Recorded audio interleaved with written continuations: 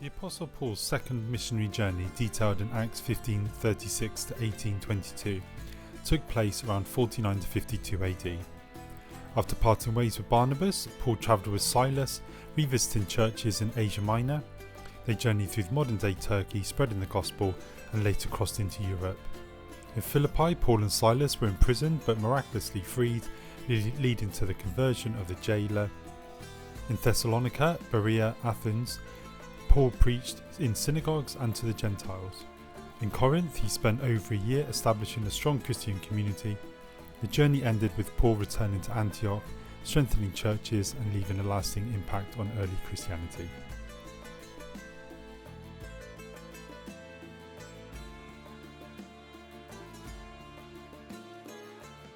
Okay, so a big welcome to day 6 of our 7-day devotional called Loving Like Jesus, coming to you from the Corinth Old Town, which is about 60 miles from Athens, just below the Aqua Corinth. So here we go, day 6. The subtitle is called Enduring Love.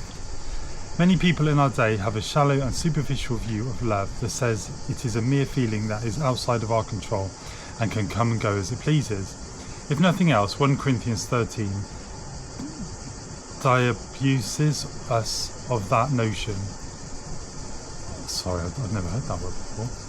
Indeed, if we have seen that a true understanding of love as God has revealed this virtue realizes that love is a higher calling, a demanding effort that must be put forward even when we do not feel like it.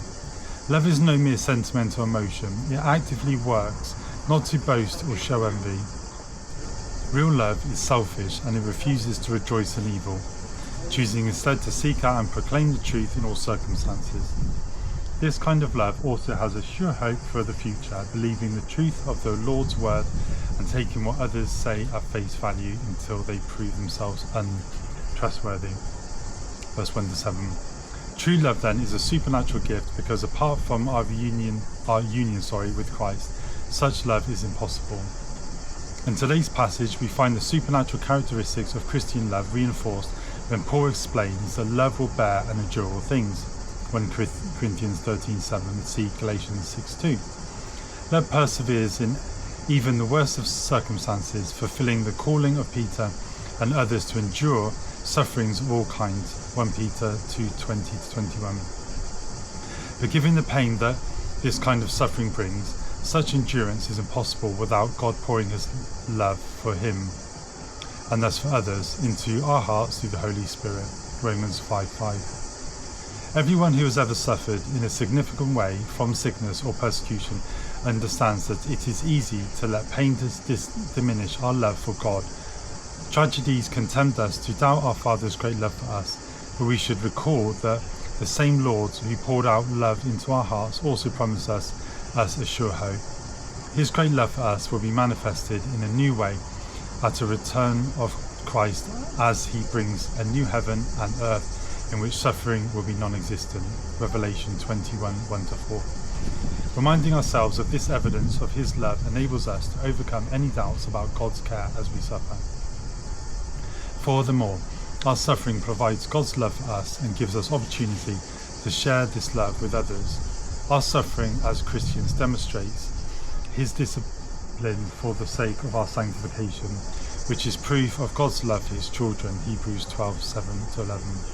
Our pain also helps us relate better to other suffering people and minister in the name of Christ, thereby showing forth his love for them.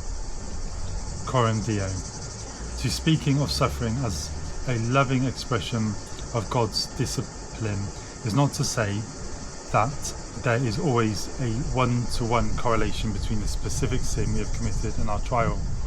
Such correlation may be true in some instances, but God's discipline is broader than just correcting our specific sins. He is also teaching us to rely only on him, to love him absolutely even when everything may be falling apart around us. 1 Corinthians 13:7. It always protects, always trusts, always hopes, always perseveres. Cool. Thank you for tuning in for day 6, and I look forward to seeing you for the 7th and last day in our 7-day Bible study or devotional on loving like Jesus. God bless you. Goodbye.